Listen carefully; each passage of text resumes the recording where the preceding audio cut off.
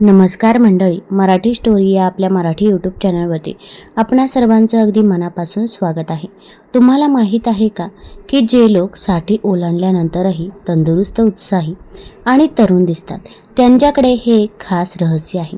आणि ते रहस्य काही महागडं औषध किंवा एखादं विचित्र सप्लिमेंट नाही, तर ती अशी गोष्ट आहे जी कदाचित तुमच्या स्वयंपाकघरामध्ये आधीपासूनच असेल, पण तुम्ही त्याकडे दुर्लक्ष करत आहात.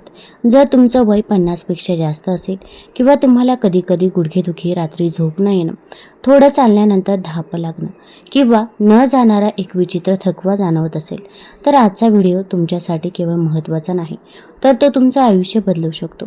वाट पाहू नका, एक क्षणही चुकवू नका, कारण आज मी तुम्हाला अशा 9 गोष्टी सांगणार आहे ज्या तुम्ही दररोज खाण्यास सुरुवात केल्यास पुढील 30 दिवसांमध्ये तुम्हाला फरक जाणवेल. आणि ते रहस्य असेल तुमच्या हाडांमधील ताकद, मनातील तीक्ष्णता, हृदयातील शांती आणि अनेक वर्षांपासून हरवलेलं तुमच्या चेहऱ्यावरील चमक. आजच्या व्हिडिओमध्ये तुम्ही त्या 9 चमत्कारिक पदार्थांबद्दल शिकाल जे प्रत्येक 60+ वयोगटातील व्यक्तीच्या आहारामध्ये असायलाच हवेत. पहिलं म्हणजे प्रत्येक पदार्थ केव्हा, कसा आणि कोणत्या प्रमाणात खावा हे मी समजावून सांगणार आहे. आणि तिसरं म्हणजे व्हिडिओच्या अगदी शेवटी मी एक असं गुपित उघड करणार आहे जे बहुतेक लोकांना माहीत नसतं. एक अशी गोष्ट जी तुमची ऊर्जा दिवसभर टिकवून ठेवतं. त्यामुळे सुरुवातीपासून शेवटपर्यंत लक्ष देऊन ऐका. आणि त्याचबरोबर मंडळी, तुम्ही जर आपल्या चॅनलवरती पहिल्यांदाच आला असाल, जिथे आपण निरोगी सल्ले, सक्रिय आणि आनंदी जीवनाबद्दल बोलत असतो, तर तुम्ही अशा चॅनलवरती पहिल्यांदाच आला असाल तर कृपया आपल्या चॅनलला सबस्क्राईब करा आणि बेल आयकॉनसुद्धा प्रेस करा, जेणेकरून जेव्हा पण मी नवीन व्हिडिओ बनवेल त्याचं नोटिफिकेशन तुम्हाला लगेच येईल आणि तुम्ही ते व्हिडिओ लगेच बघू शकता. त्याचबरोबर तुम्ही हा व्हिडिओ नक्की कुठून बघत आहात हे सुद्धा मला कमेंट बॉक्समध्ये नक्की सांगा. तर चला सुरुवात करूया. वाढत्या वयानुसार शरीरात काय बदल होतात? मंडळी, विचार करा. जेव्हा तुम्ही 25 वर्षांचे होता तेव्हा सकाळी उठल्याबरोबर तुम्हाला ताजेतवानं वाटायचं. मला कशानेही थकवा येत नसे, जेवणाने मला शक्ती मिळायची. पण आता मला सकाळी एक विचित्र जडपणा जाणवतो. माझे गुडघे थोडे आखडल्यासारखे वाटतात, पायऱ्या चढताना माझा श्वास फुलतो आणि कधीकधी मला पूर्वीसारखी गाढ झोप लागत नाही. हे सर्व का घडतं? कारण 50 किंवा 60 वर्षानंतर शरीरामध्ये काही अत्यंत महत्त्वाच्या गोष्टी घडू लागतात ज्याकडे आपण दुर्लक्ष करतो. पहिलं म्हणजे स्नायूंचं वस्तुमान किंवा मग स्नायूंची ताकद हळूहळू कमी होते. याला सार्कोपेनिया म्हटलं जातं. दुसरं म्हणजे हाडांची घनता कमी होते, त्यामुळे अगदी किरकोळ जखमामुळेही हाडे मोडण्याचा धोका वाढतो. तिसरं म्हणजे चयापचय क्रिया मंदावते. आपण जे खातो ते पूर्वीसारखं पचत नाही आणि शोषलं जात नाही. चौथं म्हणजे मेंदूंच्या पेशींची दुरुस्ती मंदावते, ज्यामुळे कधीकधी स्मरणशक्ती कमी होते. आणि पाचवं म्हणजे शरीरातील दाह किंवा सूज वाढते, जे सांधेदुखी, रक्तदाब आणि हृदयाच्या समस्यांचे प्रमुख कारण आहे. पण मंडळी, हे सर्व टाळता येऊ शकतं का? होय, आणि हे सगळं थांबवता येत नाही, तर ते पूर्ववतही करता येतं. यासाठी तुम्हाला फक्त योग्य पोषणाची गरज आहे, असे पोषण जे तुमच्या स्वयंपाकघरातच दडलेलं आहे. चला या 9 गोष्टी एक एक करून आपण जाणून घेऊया. पहिली गोष्ट म्हणजे भिजवलेले बदाम. बदाम हे नाव ऐकून तुम्हाला वाटेल, हो मला माहीत आहे, ही एक जुनी गोष्ट आहे. पण मंडळी थांबा, तुम्हाला माहीत आहे का की रात्रभर पाण्यात भिजवलेले बदाम सुक्या बदामापेक्षा 10 पट अधिक प्रभावी असतात. भिजवल्यानंतर बदामांची बाहेरील तपकिरी साल निघून जाते, ज्यात टॅनिन नावाचा पदार्थ असतो जो शरीराला पोषक तत्वे शोषून घेण्यास रोखतो. एकदा साल निघून गेल्यावर व्हिटॅमिन ई, आरोग्यदायी फॅट्स, मॅग्नेशियम आणि सर्वात महत्त्वाचं म्हणजे रायबोफ्लेविन्स किंवा मग व्हिटॅमिन B12 थेट रक्तप्रवाहामध्ये सोडलं जातं. आणि याचा परिणाम म्हणजे वाढत्या वयानुसार स्मरणशक्ती कमी होते. जेव्हा एखाद्या जुन्या मित्राचं नाव मनात येत राहतं पण ते आठवत नाही, तेव्हा तुम्ही अचानक संभाषणाचा धागा गमावता. तेव्हा ही सर्व मेंदूतील पोषणाच्या कमतरतेची चिन्हे असतात.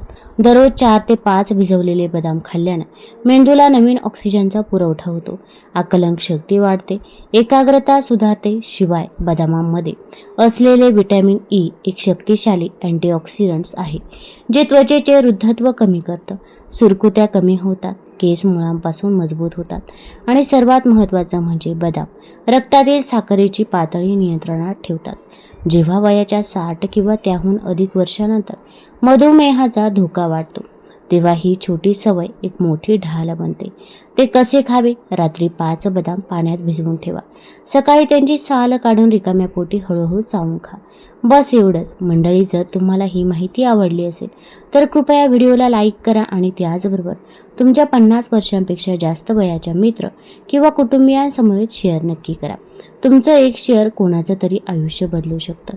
दुसरं म्हणजे कडधान्य, मसूर आणि मूग. मंडळी, एक साधा प्रश्न, तुम्ही दररोज किती प्रथिने खाता?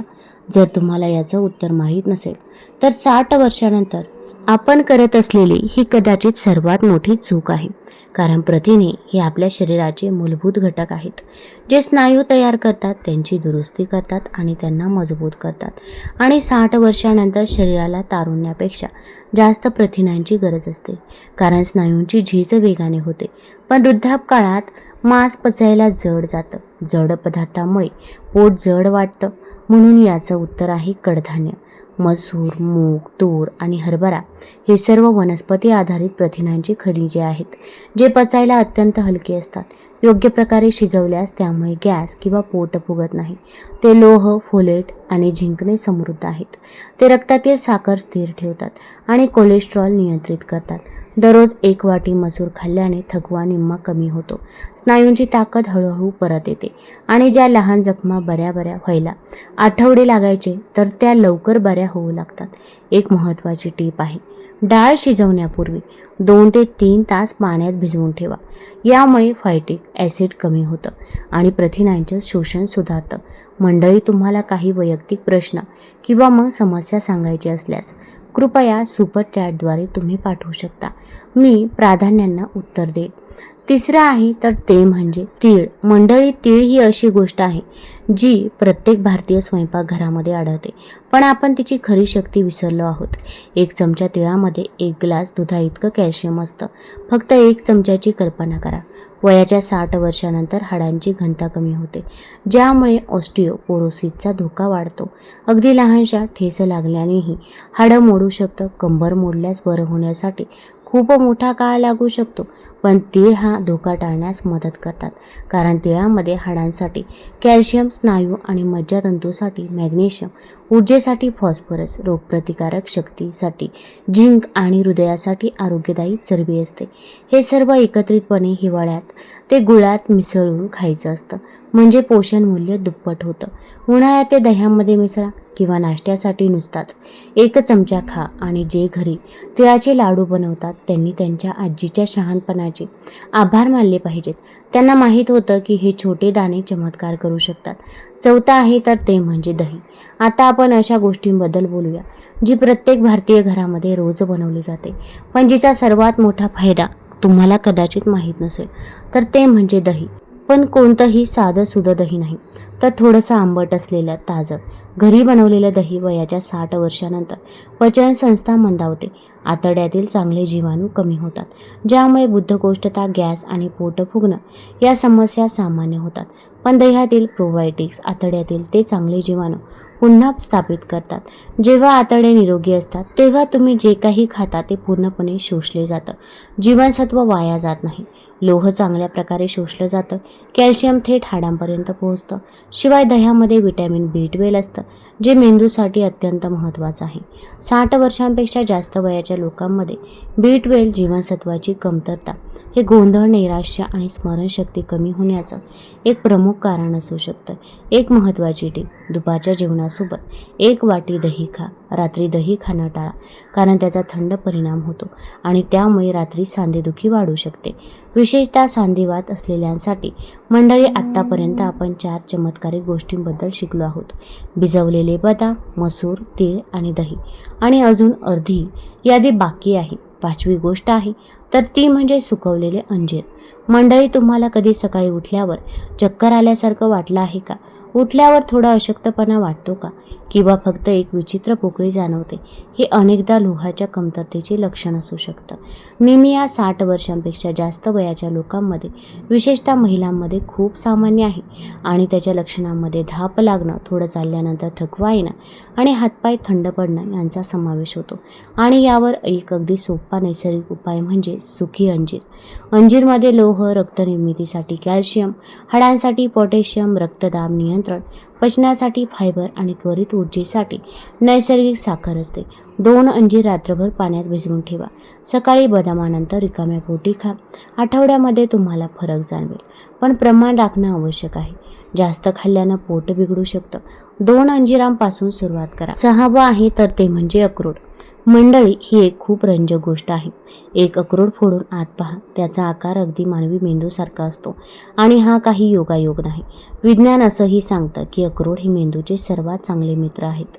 वयाच्या 60 वर्षानंतर मेंदूच्या पेशींची दुरुस्ती मंदावते, चेतासंस्थेतील जोडणी कमकुवत होते. त्यामुळे स्मरणशक्ती, एकाग्रता आणि निर्णय क्षमता या सर्व गोष्टी थोड्या कमकुवत वाटतात. अक्रोडमध्ये ओमेगा 3 फॅटी ॲसिड्स असतात, जे मेंदूच्या पेशींचं आवरण मजबूत ठेवतात. ते नवीन चेतासंस्थेतील जोडणी तयार करण्यास आणि दाह कमी करण्यास मदत करतात. अक्रोड LDL देखील कमी करतात, ज्यामुळे रक्तवाहिन्या लवचिक राहतात.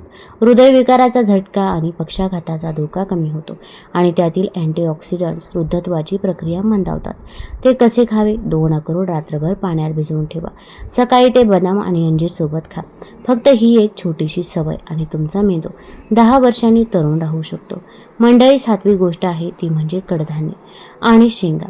राजमा, चवळी, काळे चणे, वाटाणे हे सर्व मिळून एक असं मिश्रण तयार करतात जे शरीराला कोणत्याही सप्लिमेंटपेक्षा श्रेष्ठ असं वनस्पती आधारित प्रथिने आणि फायबर पुरवतं. जेव्हा 60 वर्षांपेक्षा जास्त वयाच्या लोकांची पचनशक्ती कमकुवत होते, तेव्हा ही कडधान्य हळूहळू मजबूत करतात. त्यामध्ये रेझिस्टंट स्टार्च असतो, जो आतड्यातील जीवाणूंना पोषण देतो, रक्तातील साखर हळूहळू सोडतो आणि कोलेस्ट्रॉल शोषलं जाण्यापासून रोखतो. आणि सर्वात महत्त्वाचं म्हणजे जे स्वस्त आहे ते सर्वत्र उपलब्ध आहे आणि तयार करायला सोपे आहेत. एक सोपी पाककृती: उकडलेला राजमा किंवा चण्यांमध्ये थोडे जिरे, हिंग, हळद, लिंबाचा रस आणि काळं मीठ घाला. चवीला स्वादिष्ट, आरोग्यासाठी उत्तम. 8वं आहे तर ते म्हणजे सूर्यफुलाच्या बिया. या लहान बिया अनेकदा तुमच्या नजरेतून सुटू शकतात, पण त्यात व्हिटॅमिन E, मॅग्नेशियम, सेलेनियम आणि झिंक यांचं मिश्रण असतं, जे त्वचेचं वृद्धत्व रोखते, मज्जासंस्थेचे संरक्षण करते आणि रोगप्रतिकारक शक्ती वाढवते. ज्यांना हातांमध्ये कमजोरीचा त्रास आहे, अशा 60 वर्षांवरील लोकांसाठी या बिया खूपच फायदेशीर आहेत. त्यांचं सेवन कसं करावं? 1 चमचा दह्यामध्ये मिसळा. लापशीवर किंवा सॅलडवर शिंपडा, पण त्याचं अतिसेवन करू नका, कारण त्यात कॅलरीज जास्त असतात आणि त्यामुळे आम्लपित्त होऊ शकतं. 9वं आहे तर ते म्हणजे हळदीचं दूध, गोल्डन मिल्क. आणि शेवटी सर्वात मौल्यवान, हळदीचं दूध, जे जगभरामध्ये गोल्डन मिल्क म्हणून ओळखलं जातं, पण आपल्या आजीबाई शतकानुशतके ते पीत आले आहेत. संध्याकाळी सांधेदुखी वाटते, थंड हवामानामुळे अंग आखडतं आणि झोप लागत नाही. हळदीमध्ये कर्क्युमिन असतं, जे शरीरातील जुनाट दाह कमी करतं. यामुळे सांध्यांची सूज कमी होते, यामुळे रोगप्रतिकारक शक्ती वाढते आणि सर्वात महत्त्वाचं म्हणजे यामुळे गाढ आणि शांत झोप लागते. हे कसं तयार करायचं? झोपण्याच्या अर्धा तास आधी 1 ग्लास कोमट दुधामध्ये अर्धा चमचा हळद, चिमूटभर काळी मिरी घाला, ज्यामुळे शरीरातील कर्क्युमिन शोषून घेण्यास मदत होते. गोडव्यासाठी थोडा गूळ घाला. मंडळी, आपण या 9 चमत्कारिक गोष्टींबद्दल शिकलो आहोत. आता एक गोष्ट करा, यापैकी कोणत्याही गोष्टी तुम्ही आधीपासून खाता आणि कोणत्या नवीन गोष्टी तुम्ही सुरू करू इच्छिता, हे मला कमेंट बॉक्समध्ये नक्की सांगा. तुमच्या कमेंट्स केवळ मलाच नाही, तर हा व्हिडिओ पाहणाऱ्या हजारो इतरांना सुद्धा प्रेरणा देतील. मंडळी, आज आपण ज्या 9 गोष्टींबद्दल शिकलो आहोत त्या आहेत भिजवलेले बदाम, मसूर, तीळ, दही, सुकं अंजीर, अक्रोड, शेंगा, सूर्यफुलाच्या बिया आणि हळदीचं दूध. हा काही नवीन शोध नाही, हा आपल्या आई, आजी आणि पणजी यांचा पिढ्यानपिढ्या चालत आलेला शहाणपणा आहे. एक असा शहाणपणा जो आपण आपल्या आधुनिक जीवनशैलीमध्ये विसरलो आहोत. पण अजूनही वेळ गेलेली नाही. वय हा केवळ एक आकडा आहे आणि योग्य पोषणामुळे हा आकडा खरोखरच बदलू शकतो. माझा अर्थ असा नाही की तुम्ही वयाच्या 60व्या वर्षीही 30 वर्षांचे दिसाल, पण माझा अर्थ असा आहे की जे लोक या गोष्टींकडे दुर्लक्ष करतात त्यांच्यापेक्षा तुम्ही अधिक उत्साही, निरोगी आणि अधिक सक्रिय असाल. तुमचं ताट हे तुमचं औषधालय आहे. तुमचं स्वयंपाकघर हे तुमचं औषधालय आहे. तुम्हाला फक्त त्याचा योग्य वापर करायचा आहे. मंडळी, जर आजची माहिती तुमच्यासाठी उपयुक्त ठरली असेल तर कृपया चॅनलला सबस्क्राईब करा, बेल आयकॉन प्रेस करा. तुम्ही कोणताही व्हिडिओ चुकवणार नाही. आणि मला कमेंट्समध्ये सांगा तुमचं वय किती आहे, तुम्ही हा व्हिडिओ कुठून बघत आहात आणि या 9 गोष्टींपैकी तुम्ही सर्वात आधी कोणती गोष्ट करून पाहणार आहात. आणि माझी एक मोठी विनंती आहे, हा व्हिडिओ तुमच्या आई-वडिलांना, आजी-आजोबांना आणि मित्रपरिवाराला नक्की पाठवा. ही माहिती त्यांच्यासाठी एक भेट असेल. धन्यवाद.